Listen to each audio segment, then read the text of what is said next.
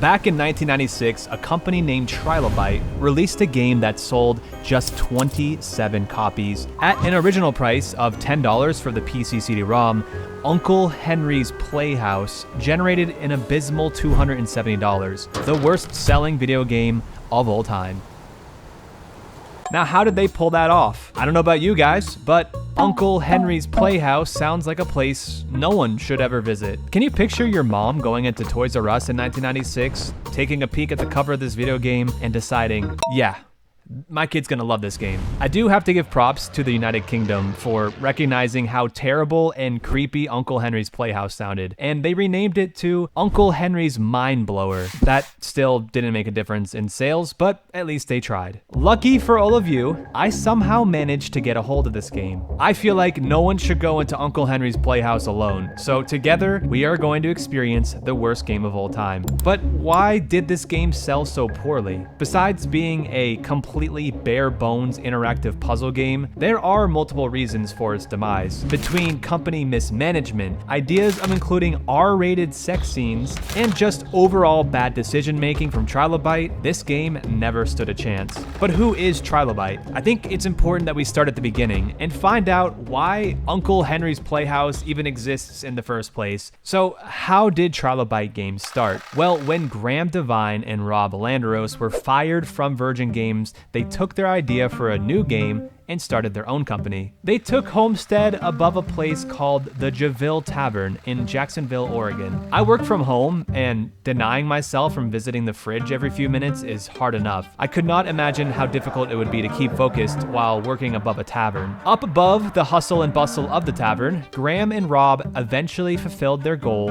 and released their first game called The Seventh Guest. There's a possibility that some of you old people watching this video right now recognize the name The Seventh Guest because it sold 60,000 copies in one night, a bit more than 27. The Seventh Guest was an interactive movie puzzle game, basically peak gaming content for 1993. It utilized pre-rendered 3D graphics, and 3D graphics at the time were as impressive and trendy as AI integrations are today. It's hard to believe while looking back at it now, but the footage that was added to the game was impressive and innovative at the time, and for this game, it helped add story elements. I read that the footage recorded for the game was done on a $35,000 budget. The acting was, well, $35,000 worth. Who told you that? Everyone else has either disappeared or died. Maybe they hired their actors from the floor below. The main plot surrounds Henry Stroff, a successful toy maker who used his wealth to build a mansion. He invites 6 guests, and you're wondering, where's the 7th guest? Well, the 7th guest was a boy named Todd, whom Henry Stroff wanted to claim. Wait a second, saying this plot out loud really has me questioning how the developers thought Uncle Henry's Playhouse would be a good sequel name. Anyways, the gameplay revolves around wandering around the mansion, you solve puzzles, and then you watch these little cutscenes that help support the story. It's not necessarily difficult or fun gameplay in today's standards, but the puzzles themselves are fairly difficult and require a bit of focus and critical thinking. Regardless of its questionable plot and not interesting looking gameplay, the game went on to sell 2 million total copies. For now, Trilobyte would be on cloud 9 as the risks they took paid off. Shortly after, however, that payoff would quickly decline. Everyone involved with the making of The Seventh Guest seemed very optimistic about the future of the industry. With Trilobyte's recent success with their 7th Guest release, they got to work on a sequel game called The 11th Hour. Set 75 years in the future, The 11th Hour follows a new set of characters, but it still revolves around Henry Stroff's mansion. The plot was different enough to be worthy of a new game title, but the gameplay was not. For some reason, Trilobyte stuck with the interactive puzzle thing, which critics at the time wrote was much too similar to its predecessor, with the puzzle adventures being a waste of time. There were also some rumors that spawned during development of the 11th Hour that there would be an uncut version. Apparently, Trilobyte originally intended for it to contain more adult content, which would include R-rated sex scenes. I'm no video game maker, but I think sex scenes are probably better for a different form of media. Wild take, I know. Sadly, for those lonely teenagers out there, the rumors of these scenes being added were squashed as the game developers came out and said, although originally planned, they were never filmed. The 11th Hour sequel managed to sell a total of 300,000 copies in the United States alone, but still failed to recover its production costs. The strain from this failure was the start to Trilobyte's financial downfall, but the next move they made was impossible to predict. So, Trilobyte is clearly on the decline, going from 2 million copies sold on their first game to now only 300,000. They had to make a comeback somehow, and so in their next game, they thought a bit about those R-rated scenes that they were gonna add, and they released a game called Clandestiny. Clandestiny is a blend of two words, clandestine and destiny. You already know what destiny means, but clandestine means kept secret or done secretively, especially because illicit. The rumors of R-rated scenes being added to their game might just come true. There's a possibility YouTube might ban me for showing you guys this, but I'm gonna do it anyway. Everyone, this is Clandestiny. Makers of the 7th Guest and 11th Hour. Something new, something old, something evil, and very, very angry.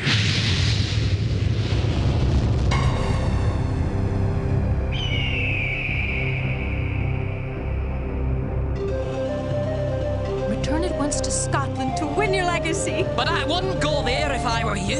Yeah, so Clandestiny is a kid's game. A complete remake of their first game. Trilobyte really went from nearly having R-rated sex scenes in its game to this. An absolute wild turn of events, and a fairly desperate one, no doubt. It's actually quite a shame, actually, because the animation for this game is really well done, having that 90s Disney animation feel. But don't worry, Trilobyte is starting to innovate. They realize that they can't just keep making the same game, so instead of wandering around in a haunted mansion like the previous games, this time you wander around a haunted castle. I don't know if this is laziness, lack of funds, or lack of ideas, but once again, Trilobyte released a game about solving logic puzzles. In truly shocking news, Clandestiny would go on to sell just 20,000 units. So what do you do when you're about to go bankrupt, on the verge of closing the doors forever on your company? Again, I'm not a video game maker or businessman, but I would probably do my best to find funds and develop a game that is completely unique, ditching the puzzle thing completely. Oh boy, Trilobyte doubled down and released Uncle Henry's Playhouse. I just can't get over how bad of a name this is. One more time couldn't hurt, right? Obviously strapped for cash and funding, Trilobyte scrambled together this shithole of a game. Uncle Henry's Playhouse combines 4 puzzles from each of the last 3 games. Almost poetically, they would combine all of their past failures into one game as an obvious last-ditch effort to generate some kind of revenue. So yeah, any fans left of this train wreck of a game series would surely be upset at this point. Alright, so we're caught up to Uncle Henry's Playhouse, and I think together we should be the 28th player who loads up this game and finds out how bad it truly is.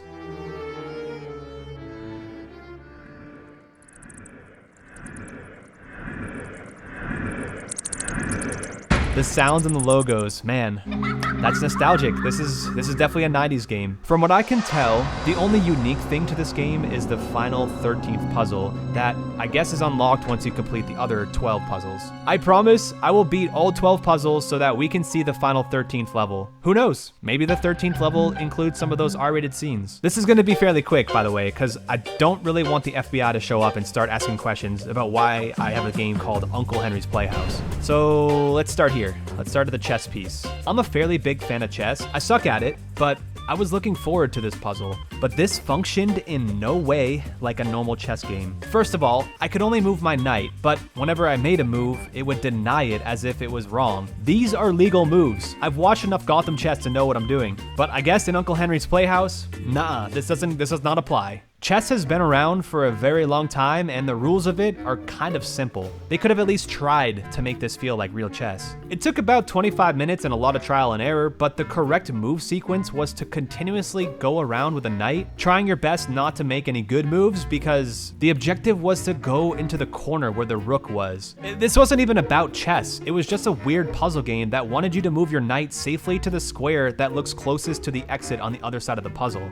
Why did they even bother with the chess pieces? experiences. Also, the lack of any music or story elements, or literally anything, is making this game feel like a completely unfinished project. In the original games, these puzzles at least had cutscenes to help move the story along, but in Uncle Henry's Playhouse, these cutscenes were just removed. Can't you just copy and paste them? Is it that difficult? I'm genuinely asking. It just makes me wonder how much money Trilobyte spent making this game. Like, there's a possibility the $270 in revenue they earned probably covered the cost it took to make it. The next puzzle I chose to do was this frog game. I found out the objective for this one was to get all of the frogs on the right side over to the left side, and vice versa. Again, there was no music, no information, or any story. Just a few 3D frogs hopping on some pretty low effort design lily pads. The only thing that kept me from turning this game off and moving on with my life was the feeling like I'm walking in uncharted territory. This game sold 27 copies. So does that make me the 28th person to play this game? Probably not. It's gotta be a lot higher, but how much higher?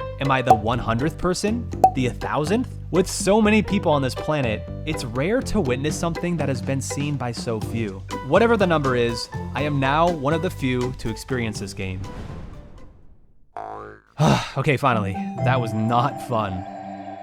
The third puzzle I took on was the cake one. I distinctly remember a cutscene of some kind on the earlier games, but nothing appeared when I clicked this puzzle on Uncle Henry's Playhouse. This game really does blow. Like, why did they not just include the cutscenes? Again, I have no instructions, but I figured out the trick was to select 5 slices of cake at a time. But the 5 slices must contain 2 skulls, 2 gravestones, and 1 empty slice. The solution to the puzzle was satisfying to figure out, but the sound bites that played when the cake leaves the board, that was not fun. I did not like that.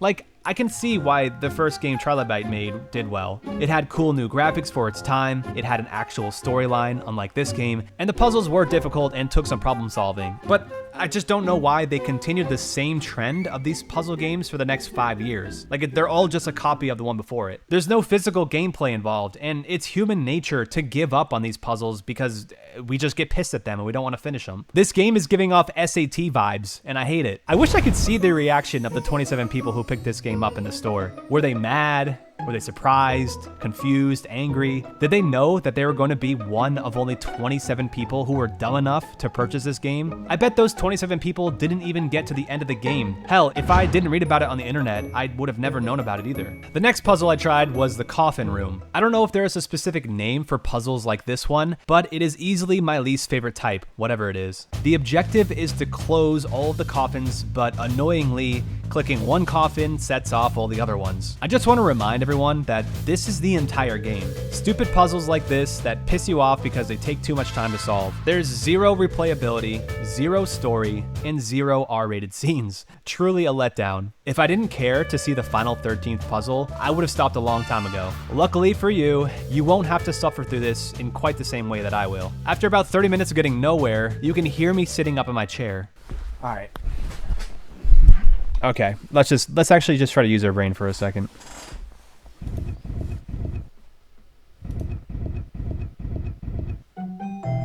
Seriously?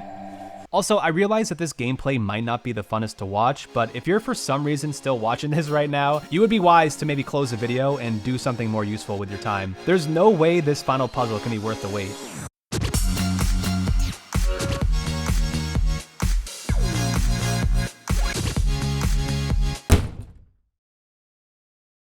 The next puzzle was about rearranging some books. You had to get all the green books on the green side, all the red on the red side. Fortunately, this one didn't take me too long. Before I begin the next puzzle though, I want to show you something on Trilobyte's website. Do you see this section showcasing all of their products? Do you notice something missing? Yep. I don't see Uncle Henry's Playhouse. I would be ashamed too. Alright, back to the amazing gameplay. This puzzle was a weird checker game where I had to prevent the red coin from expanding too much on the board. It took me 30 minutes to even figure out that I was the brown coin. Needless to say, I skipped this one for now too. The 8th puzzle looks simple at first. The boat is in the upper left corner, and you clearly have to find a way to get it to the bottom right corner. Any guesses on how long it took me to complete this one? If you guessed 6 hours, you would be correct. But you'd also be incorrect, because that's how long it would have taken me if I didn't find a video with 87 views from some other poor soul who tried this game out. I copied every single move, which, by the way, was about 25 steps. I counted. Don't hate. There's just no way I'm trying to spend more time on this game than I have already. Call me lazy, or call me not a true gamer, whatever you want. I decided to not waste the rest of my time fumbling around in these puzzles from 30 years ago, and I decided to reference the video for the rest of the game. It helped me solve the spider puzzle I quit on earlier, and I also beat the checkers game in about 5 moves. So whoever you are, dude, thank you so much for putting this video up on YouTube. And finally, we are nearing the end of the puzzles, but the true misery was only just beginning. Meet the rat puzzle. As a randomly procedurally generated puzzle, Game Crazy's video was of no help to me. I would not be able to reference this guy's video anymore. The objective is simple. Get the mouse into one of the 2 doors to escape the maze. The problem is, it is way easier to get the mouse to go into the left door, and the left door is, well, NSFR, not safe for rats.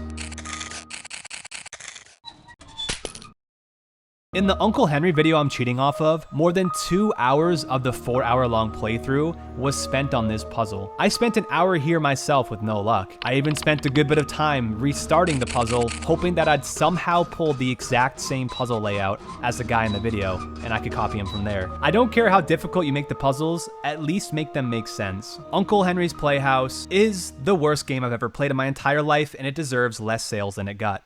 So, I did what any reasonable person would do at this point in a terrible video game. Nah, instead, I went to the only website that could get me out of this position. For any youngins watching, GameFAQs was the best website on the planet for a gamer. It had walkthroughs, facts, cheat codes, reviews, message boards. It was the gaming website. Desperate to move on with my life and never think about Uncle Henry's Playhouse ever again, I went searching for a walkthrough, a cheat code, anything. Trilobyte Games did do something right with Uncle Henry's Playhouse. They knew how terrible their game was, and they added 2 cheat codes to the game. One of the codes would let you skip all 12 levels. Shout out to Tango Bunny, who has been steadily contributing to GameFAQs since what looks like 2010. You're a legend for this one. Okay, just gotta type in Sharp Dog Preston, and then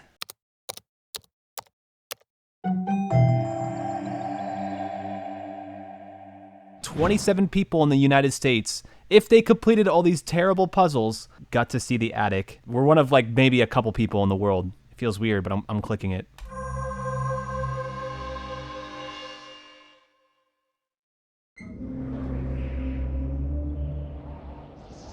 What is this? Okay, I guess I'm freeing the ghosts from each room. Will something happen after that? Is this really the final puzzle?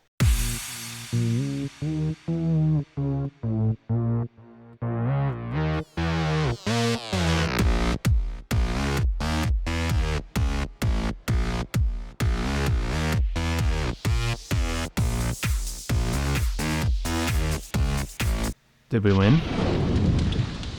Whoa, cool flames.